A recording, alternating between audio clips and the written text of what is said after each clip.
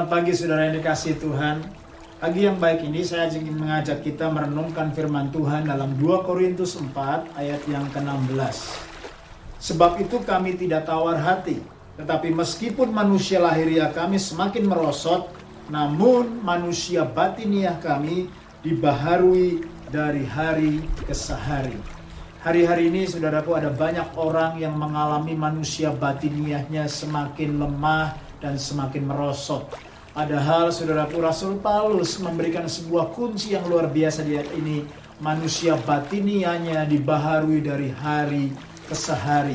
Kata dibaharui artinya kita perlu di-empower, kita perlu di-refresh, kita perlu di-equip dari hari ke hari. Bukan bulanan, bukan setengah tahunan, bahkan saudaraku ada orang Kristen yang tahunan di-empowernya. Kristen Natal ya. Kalau Natal baru nongol ke gereja di-empower saudaraku. Tidak, itu keliru dan salah.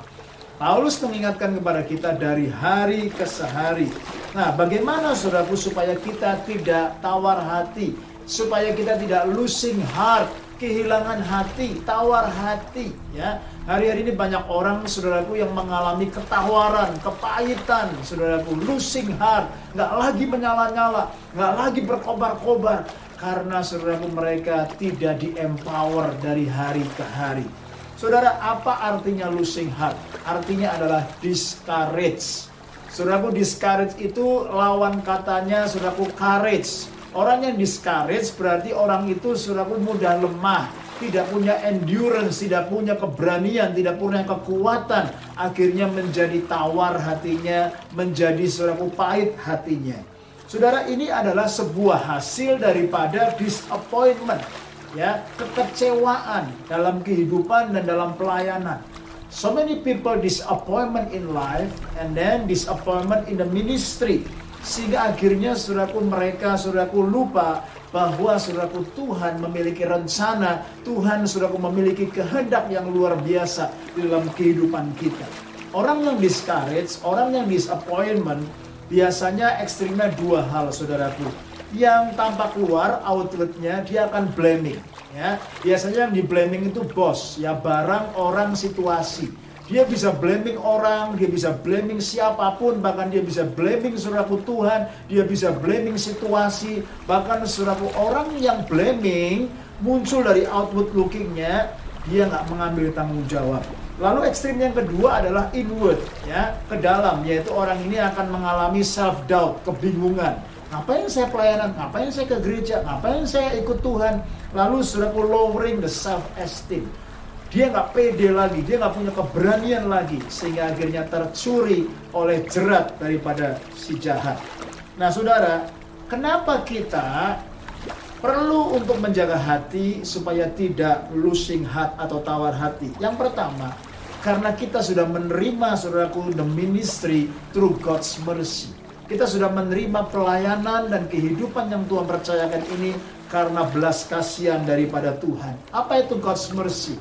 Undeserved favor, undeserved blessings yang Tuhan sudah curahkan dalam hidup saya dan saudara.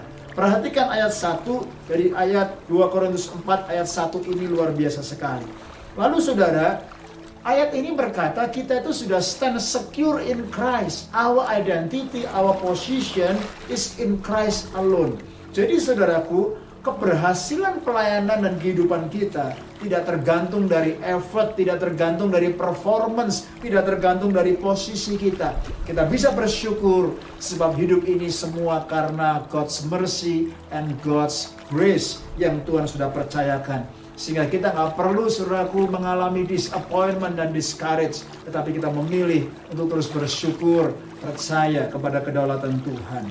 Yang kedua saudara, ternyata begini, kelemahan-kelemahan kita yang termuncul, terrefleksi saudaraku, dari saudaraku segala pergumulan-pergumulan yang Tuhan izinkan, dari segala saudaraku hal-hal yang Tuhan izinkan, ternyata saudaraku, kelemahan-kelemahan itu saudaraku tidak sebanding dengan kemuliaan Tuhan yang lebih besar dari segala perkara yang ada di dunia ini. Itu sebabnya saudaraku, kehidupan di dalam Kristus itu lebih saudaraku luar biasa dan biarkan kemuliaan Tuhan yang muncul, yang display, yang ditampakkan dalam hidup kita lebih daripada segala pergumulan, tantangan, tribulation, affliction, bahkan challenges yang kita alami dalam kehidupan dan pelayanan yang Tuhan sedang izinkan.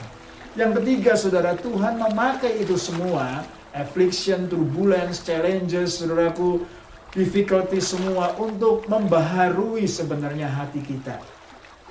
Bukan untuk menghancurkan kita. Tuhan sedang menarik kita semakin dekat kepada Tuhan. Karena seringkali kita terlalu sibuk, kita seringkali terlalu, saudaraku, berjalan dalam kedagingan dan ambisi. Tuhan izinkan pemurnian supaya kita semakin dibaharui, semakin melekat dan mendekat kepada Tuhan.